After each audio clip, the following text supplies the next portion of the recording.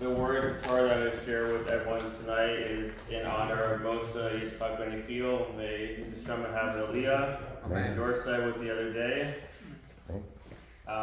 With that note, there was a man who just passed away the other day, and they found his body on the 7th night of Hanukkah. And there were 3 candles lit. So they found out that he actually passed away on the 3rd night. And all I can think of is, Hashem, why? Well, why does this stuff happen? I just wanted to show it because I thought it was very interesting. There must be some meaning behind it. I don't know the reason, but to me it was a very interesting story of someone who actually also listens to a shir that I listen to. So hopefully Hashem has an aliyah as well, and we understand what Hashem brings to us. This week's Parsha, we learn about so many different emotions: embarrassment, anxiety, love, sadness, compassion, respect. We also see so many different characteristics of people, especially Yosef, who shows his understanding of different stages in life and how different people have different goals to get close to Hashem. We see in the Parsha. Well, first I want to say, if as I'm speaking about this, kind of think about, do you ever say to yourself, who am I? Just something to think about as well. So Yosef says, I am Yosef. So why would Yosef share that with his brothers? I know it's been about 22 years, but wouldn't they recognize him? He had a beard. Maybe they wouldn't, but I feel like if I haven't seen someone even 22 years, if I kind of know who they are and we start talking and chatting, you kind of know, oh wait, you're my brother. Like what's going on here?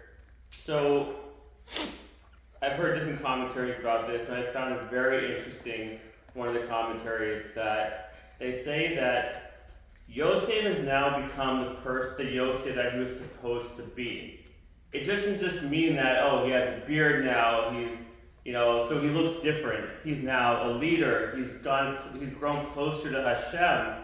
So it's like if someone says to you, wow, you've grown so much. I almost didn't recognize you in a growth type, in a spiritual way, or a closeness to Hashem way, or the kind of person you are. It changes who you are to a point where someone might not even recognize you. And right now, Yosef is the Yosef you're supposed to be. Now that he's in Mitzrayim, he's one that's going to help his family. He's a leader. He feels confident in himself. So he says now, I am Yosef, because he's now introducing the Yosef that he was supposed to be. We also see in this parsha, he says to his brothers, last week he asked, is your father alive? So yeah, he's in good hands, he's doing well. But this week he also says, I am Yosef, is my father still alive? Why would he repeat? He knew that the father was alive because he asked last week.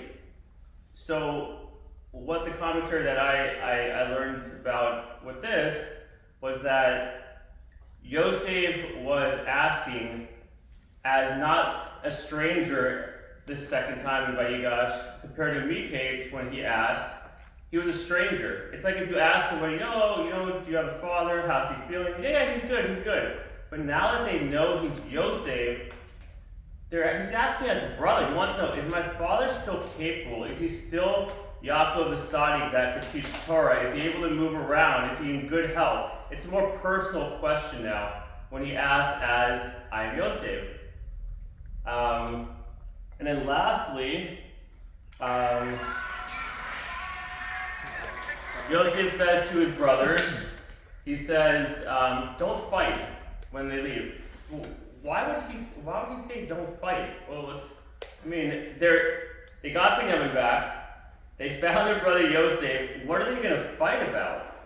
So Yosef, being someone who doesn't only think about himself, is concerned with his brothers ruining their reputation and embarrassing each other. Now that they found out that he's Yosef, are they going to start blaming each other? Are they going to start saying, this was your fault, I told you not to do this, I told you not to do that? Because he doesn't want them to be in the history books as as his brothers as having a bad reputation, as embarrassment. He's like, everything's good now. You don't need to fight. We're all good. Keep on uplifting the people that you are, because now we're going to grow as a family. You don't have to, downplay yourself. So, what I, in summary, learned from all this is that we all have goals in life, obviously. But then we have to think about our goals as far as getting close to Hashem. What are our goals as far as going close to Hashem? And when do we start saying that, you know what, kind of like Yosef said about his father, is he still capable? Do we ever say to ourselves, well, you know what, I just can't do it. I just can't do it anymore. I don't have the ability to do it. That's not we can't determine when we did everything we're supposed to do. I heard this joke from Rabbi Stefanski that I do Daf Yomi from, where he had this rabbi who said, okay, I just have to do Savachim, and then I'm done with all the Gemaras, and I can die. My time's up. I don't know if you saw that. That's really, I thought it was hilarious.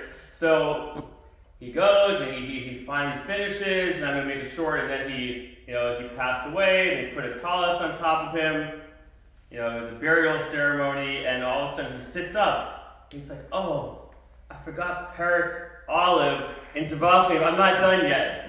We don't decide when the time is up, but at the same time, we need to take more time as a Jew that's getting close to Hashem to really look in the mirror and say, who am I?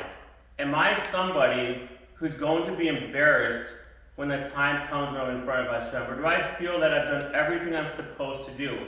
Because God forbid, that the time comes up where I'm ashamed of myself. I'm not proud of the person I was. For myself, kind of like Yosef for himself, for his brothers, or even his children, and for his parents. That should also be proud of him. So I give all of you the blessing that when you say, who am I, you feel confident. You feel like when that time comes, you're ready to be in front of Hashem and say, Hashem, I'm proud of myself. I constantly thought of you. I constantly thought of others.